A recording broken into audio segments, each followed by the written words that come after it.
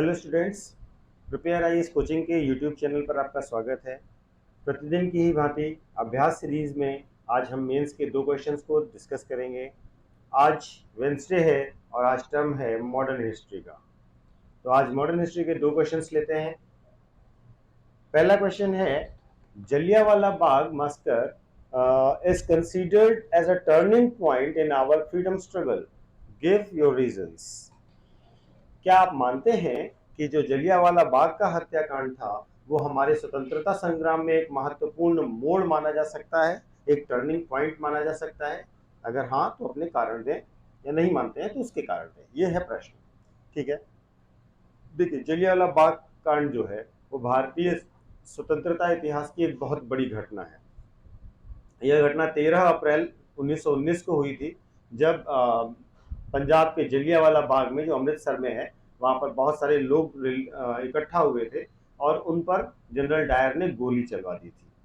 ठीक है, इस पूरी क्रूर घटना से पूरे देश में आक्रोश फैला और एक नई तरीके से अंग्रेजों के प्रति जो विरोध की लहर थी वो बनी। तो ये एक बहुत बड़ा मूवमेंट था, एक बहुत बड़ी घटना थी जिसने पूरे देश को झकझोर के रख दिया। और उसके बाद से जो फ्रीडम स्ट्रगल शुरू हुआ वो फिर नहीं रुका, एक कॉन्टिन्यूअस मोमेंटम मिल गया जलियांवाला बाग कांड के बाद। तो इसलिए इसका महत्व बहुत ज़्यादा है और इसे हम पूरे निश्चित तौर पर ये मानते हैं कि ये एक बहुत बड़ा टर्निंग पॉइंट था पूरे के पूरे फ्रीडम स्ट्रगल का। देखिए, किन किन चीज़ों से हम इसको प्रूफ कर सकते हैं। तो सबसे पहला जो चीज़ है वो है डिसबिलीफ इन कॉलोनिज्म। इसके पहले तक आप देखेंगे कि जो ब्रिटिशर्स हैं, जो ब्रिटिश गवर्नमेंट इन ब्रिटेन है, उसके जलियांवाला बाग कांड से पहले तक वो लोग बहुत ही उन्हें फेयर और जस्ट मानते हैं। केवल इंडिया में होने वाले शासन को वो बहुत अच्छा नहीं मान रहे हैं। अदर देन दैट वो ये मान रहे हैं कि ब्रिटिश एम्पायर सही है, यहाँ का रूल गलत है। लेकिन अब पहली बार होगा कि इन लोगों के दिमाग में क्वेश्चन आएगा ब्रिटिश एम्पायर के अगेंस्ट। ठीक है, तो वास्तव में क्या हुआ कि इसमें बहुत ही ब्रुटैलिटी के साथ किलिंग की गई थी, बहुत ही जघन्यता के साथ किलिंग की गई थी और निहत्थे लोगों पर लगातार गोलियां चलवाई गई थी। इससे जो अंग्रेजों की एक इमेज थी कि वो फेयरनेस के साथ जस्टिफाई करते हैं और वाइजली करते हैं, ऐसा कुछ भी नहीं था। लोगों की नज़र में आया, लोगों ने ब्रिटिश सरकार को भी एविल मानना शुरू किया और एम्पायर को भी अब वो निगेटिवली लेना शुरू किए। दूसरी चीज, मूवमेंट एंड प्रोटेस्ट। जो नॉन कोऑपरेशन मूवमेंट है, खिलाफत मूवमेंट है, और ये सारे मूवमेंट धीरे धीरे आप देखेंगे शुरू होंगे वन बाय वन, और ये सब जलियांवाला बाग कांड के बाद से ही लगातार मूवमेंट शुरू होते हैं। तीसरी चीज, इमोशंस से यूनाइटेडनेस फील हुई। वास्तव में हुआ क्या कि जो अलग अलग देश के भाग हैं, अलग अलग भागों में होने वाले विरोध प्रदर्शन है, विरोध करने वाले लीडर्स हैं या कुछ एजुकेटेड लीडर्स हैं जो मॉडर्न इंडिया बनाना चाहते हैं, उन सब में कहीं ना कहीं जलियांवाला बाग का जो हत्याकांड था ना, उस सब ने सबको एक साथ एक मंच पर एक जैसे विचारधारा में लाने का प्रयास किया। उसका परिणाम में यह हुआ। जैसे रविन्द्रनाथ टैगोर, जो कि आप देख रहे हैं बहुत लिबरल है। रविन्द्रनाथ टैगोर वो पर्सन है जो विदेशी कपड़ों की होली जलाने से मना करते हैं, लेकिन उन्होंने क्या किया, जलियांवाला बाग कांड के अगेंस्ट नाइटहुड वापस किया। ठीक है, इसी तरीके से बहुत सारे इंडियंस के कंसाइंस में, और जो ब्रिटिश आइडिया है रूल ऑफ लॉ, फेयरनेस और गुड गवर्नेंस, ये वाले जो आइडियाज थे ये सब क्वेश्चन में आ गया। एटीट्यूड में चेंज, अगला क्या परिणाम देखने को मिला। ठीक है, इससे क्या हुआ, इसमें बहुत बड़े बड़े लीडर्स का एटीट्यूड चेंज हो गया। महात्मा गांधी का जिक्र मैं अक्सर क्लास में करता रहता हूँ। महात्मा गांधी जो जलियांवाला बाग कांड से पहले वही जो मॉडरेट थिंकिंग है वैसे ही मानते हैं, लेकिन जलियांवाला बाग कांड के बाद वो विश्वास कर लेते हैं कि नहीं, ब्रिटिश गवर्नमेंट पूरी एवेल है और ये बहुत ही खराब घटना है, बहुत ही जघन्य घटना है। और इसी के परिणाम स्वरूप वो धीरे धीरे एक मास मूवमेंट शुरू करते हैं नॉन कोऑपरेशन का। पूरा का पूरा एटीट्यूड इनका चेंज हो जाता है और इसके बाद इसी के सीक्वेंस में वो सिविल डिसोबीडियंस मूवमेंट और क्विट इंडिया मूवमेंट भी शुरू करते हैं। पंजाब में क्या परिवर्तन आए? देखिए, पंजाब में जलियांवाला बाग कांड के बाद जो पॉलिटिकल वायलेंस है और जो हिंसा का दौर है वो एक बड़े पैमाने पर शुरू हुआ। ठीक है, और जो पंजाबी शुरुआत के दौर में लगभग लगभग थोड़े बहुत ही सही, लेकिन ब्रिटिश एम्पायर के प्रति लॉयल हुआ करते थे और वो ये मानते थे कि कोई दिक्कत नहीं है। वो अब पूरी तरीके से पॉलिटिकल वायलेंस के दौर में घुस जाते हैं। अगर आप ध्यान से देखें तो जो second phase of revolutionary movement होता है, जिसमें भगत सिंह वगैरह लीड करते हैं, ये सब वहां से दिखाई देना शुरू हो जाता है। तो एक तरीके से आप देखेंगे तो जो मॉडरेट्स हैं, जो हार्ड लाइनर्स हैं, जो अतिवादी हैं, सब अपने अपने एरिया में आगे बढ़ते चले जाएंगे। बड़ा चेंज लोगों के एटीट्यूड में, लोगों के सोच में, ट्रस्ट में और ब्रिटिश गवर्नमेंट के क्वेश्चन के कॉलोनिज्म के आइडिया पर, सब पर उठेंगे। इस तरीके से अब जो शुरू होगा जलियांवाला बाग कांड के बाद, वो आज़ादी तक चलेगा। ठीक है, तो ये पूरे तरीके से वो माइलस्टोन है जहां से चीज़ें बदल जाएंगी। तो इस तरीके से इसका महत्व बहुत ज़्यादा है। ठीक है, आप इसका कंक्लूजन दे दीजिए और बता दीजिए कि ये किस तरीके से चेंज हुए, लोगों के बदला और लोगों ने क्या देखा जलियांवाला बाग कांड के बाद, और जलियांवाला बाग कांड ने किस तरीके से, निश्चित तौर पर आप कंक्लूजन में बताइए कि जलियांवाला बाग कांड के बाद निश्चित तौर पर भारतीय आंदोलन की प्रकृति बदल गई, नेचर बदल गया, एटीट्यूड बदल गया और ऑब्जेक्टिव भी बदल गया। ठीक है, अब आप इसको जस्टिफाई कर लीजिए। Okay, now come to the second question. Out of tyranny was born a strong sense of nationhood.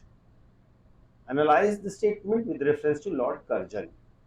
देखिए, लॉर्ड कर्जन ने जो अत्याचार किए, उसने भारत में स्ट्रॉन्ग सेंस ऑफ नेशनहुड को जन्म दिया। आपको ये चर्चा करनी है, यानी कि लॉर्ड कर्जन के अत्याचारों के कारण भारत में राष्ट्रीयता की एक मजबूत भावना पैदा हुई। इस क्वेश्चन को आप विश्लेषण करना है, एनालाइज करना है। ठीक है, देखिए, लॉर्ड कर्जन ने भारत में 1899 से 1905 तक शासन किया और इसके शासन के दौर को जो टर्म यूज किया जाता है, it was full of missions, commissions and omissions, ये लॉर्ड कर्जन के लिए इस्तेमाल किया जाता है। ठीक है, तो इसके समय में बहुत सारे प्रशासनिक कार्य, एडमिनिस्ट्रेटिव कार्य और बहुत सारे पॉलिटिकल का डिसीजंस, बहुत सारे इंटरनेशनल रिलेशन लाइक डिसीजंस भी हुए। ठीक है, तो बहुत सारे एडमिनिस्ट्रेटिव काम किए, जैसे ऑफिशियल सीक्रेट एक्ट लेके आए, इंडियन यूनिवर्सिटीज एक्ट लाए, कलकत्ता कोऑपरेशन एक्ट लाए और इसके साथ साथ इन्होंने पार्टीशन किया बंगाल का। तो इन सब चीज़ों के परिणाम का मिक्सचर परिणाम के तौर पर जब आप देखेंगे तो आप पाएंगे स्ट्रॉन्ग सेंस ऑफ नेशनहुड लोगों के बीच में आता है। लोग राष्ट्रवाद की भावना से, राष्ट्रीयता की भावना से आगे बढ़ते हैं। ये परिणाम था इनके कठोर शासन का, इनके अत्याचारों का। तो क्वेश्चन को शुरू करते हैं। देखिए, लॉर्ड कर्जन की कौन कौन सी वो पॉलिसीज थी जिन्होंने नेशनलिज्म को, इंडियन नेशनलिज्म को प्रमोट किया। सबसे इंपॉर्टेंट तो पार्टीशन ऑफ बंगाल था, ये आपको बहुत अच्छे से याद भी होगा। ठीक है, बंगाल का जो पार्टीशन था उसने पूरे देश में मूवमेंट को आगे बढ़ाया। कांग्रेस, मॉडरेट, रेडिकल सब एक साथ आ गए और सबने बंगाल विभाजन का विरोध किया। बंगाल विभाजन का विरोध करने में अब आप बहुत सारी चीजों को उसी समय में देखेंगे, जैसे स्वदेशी मूवमेंट शुरू होगा ऑल ओवर द इंडिया।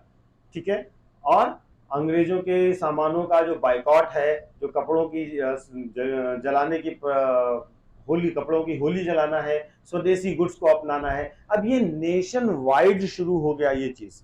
तो बंगाल के पार्टीशन ने जो कॉन्सिक्वेंसेस पैदा किए, जो स्वदेशी मूवमेंट शुरू हुआ, वो भारत के हर वर्ग में जाता है, हर पार्ट में जाता है और इससे निश्चित तौर पर राष्ट्रवाद की भावना को बहुत बल मिलता है। अब लॉर्ड कर्जन ने एक और बहुत अच्छा काम किया, उन्होंने एजुकेशनल रिफॉर्म्स किए। ठीक है, इन्होंने यूनिवर्सिटीज में रिफॉर्म किया और यूनिवर्सिटी कमीशन भी बनाया था उन्होंने।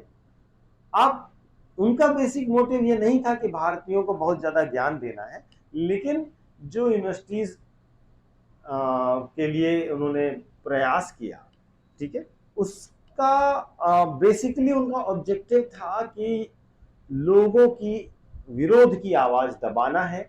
यूनिवर्सिटीज में किसी भी तरीके की विरोध की जो चिंगारी है उसको पनपने नहीं देना है और हर एक आइडिया को सप्रेस करना है। ठीक है, तो ये था उनका। लेकिन इस एजुकेशनल रिफॉर्म्स से जो पढ़ा लिखा वर्ग है, जो उनके ये तरीके थे, यूनिवर्सिटीज कमेटी की रिकमेंडेशन थी, उससे वो नाराज हुए यूनिवर्सिटी एक्ट से। ठीक है। इसको गोखले ने कहा रेट्रोग्रेड मेजर, यानी कि जो ऐसे कदम जो पीछे की तरफ ले जाते हैं, ठीक है। इसी तरीके से इन्होंने कलकत्ता कॉरपोरेशन लॉ लाया और एंशिएंट मॉन्यूमेंट एक्ट लाया। तो कलकत्ता कॉरपोरेशन एक्ट 1899 में लाया, जिसमें इन्होंने इंडियन मेंबर्स के जो इलेक्टेड इंडियन मेंबर्स होते थे उनको उनकी संख्या कम कर दी, और वो मानते थे कि इंडियन इनकॉम्पिटेंट हैं, ठीक है। अब क्या है, तो इससे क्या हुआ कि इंडियंस के बीच में, चाहे वो मॉडरेट हो या रेडिकल्स हो, उनके बीच में गुस्सा बराबर आया। जो मॉडरेट कहते थे कि नहीं इंग्लिश सरकार अच्छी है, उनको भी ये बुरा लगा कि वो आप हमको इनकॉम्पिटेंट मान रहे हैं। इसके साथ साथ इनकी जो एग्रीकल्चरल पॉलिसीज थी, कृषि की जो नीति थी, 1900 में इन्होंने Punjab land seize act pass किया, ठीक है, जिसके अंतर्गत लैंड ट्रांसफर नहीं किया जा सकता था कि अगर किसान अपना लोन पे नहीं कर पा रहा है। इससे क्या है कि अब देखिए मेजरली पंजाब भी, और आप देखें किसानों का जो एरिया है, वहां पर अगर आप लैंड को लेकर के बहुत ही स्ट्रिक्ट हो जाते हैं तो वहां पर लोगों के लिए बड़ी दिक्कतें होती हैं। तो किसान मजबूत हुए, किसान एक साथ आए और विरोध करने लगे। इसके साथ साथ उनके फॉरेन पॉलिसीज भी थे, जैसे अफगान को लेकर के था, ठीक है। अब अफगान को लेकर के जो उनकी पॉलिसीज थी, उसको देख करके लोगों को ये लगने लगा कि कहीं ना कहीं रशियन एक्सपेंशन हो जाएगा सेंट्रल एशिया तक, और वो समस्या क्रिएट करेगा। नॉर्थ वेस्ट में भी उन्होंने जो पॉलिसी अपनाई वो नॉर्थ वेस्ट को ब्रिटिश में मिलाने की अपनाई, उससे भी नाराजगी हुई। तिब्बत को मिलाने की कोशिश की। तो ये सब चीजें भी आपको ट्रिगर करती हैं एक कंसोलिडेटेड नेशनहुड के साथ विरोध करने की। इसके साथ साथ उन्होंने कम्युनल पॉलिटिक्स को प्रमोट किया, ठीक है। तो कर्जन ने जो कम्युनल पॉलिटिक्स को प्रमोट किया, उसमें उन्होंने मुस्लिम्स को प्रमोट किया अगेंस्ट हिंदूज, अगेंस्ट कांग्रेस। तो ये कहीं ना कहीं आंदोलन को और लोगों की नाराजगी को बढ़ाता था। और इसके साथ साथ उन्होंने एक बहुत इंपॉर्टेंट एक्ट पास किया जो था ऑफिशियल सीक्रेट एक्ट 1904, ठीक है। इसके अंतर्गत क्या हुआ कि कोई भी जानकारी, कोई भी जो सीक्रेट है वो पब्लिक नहीं किया जा सकता है। तो इसके अंतर्गत आपको जानकारी भी नहीं दी जाएगी। तो इस तरीके से बहुत सारी कमेटीज बनाई लूटने के लिए, और इन सब का असर राष्ट्रवाद पर और राष्ट्रीयता की भावना पर पड़ा, और लोग एक साथ होकर के अंग्रेजी सरकार के विरुद्ध खड़े हुए, ठीक है। तो हम इसका कंक्लूजन दे सकते हैं कि कर्जन की पॉलिसीज निश्चित तौर पर एक शॉर्ट साइटेड थी, रिएक्शनरी थी, और इसका रिएक्शन इंडिया में ब्रिटिश एडमिनिस्ट्रेशन के अगेंस्ट देखने को मिलता है। इस तरीके से आप इसको कंक्लूड करिएगा। आज के लिए इतना ही, कल फिर मिलेंगे अगले 2 क्वेश्चंस के साथ। Thank you.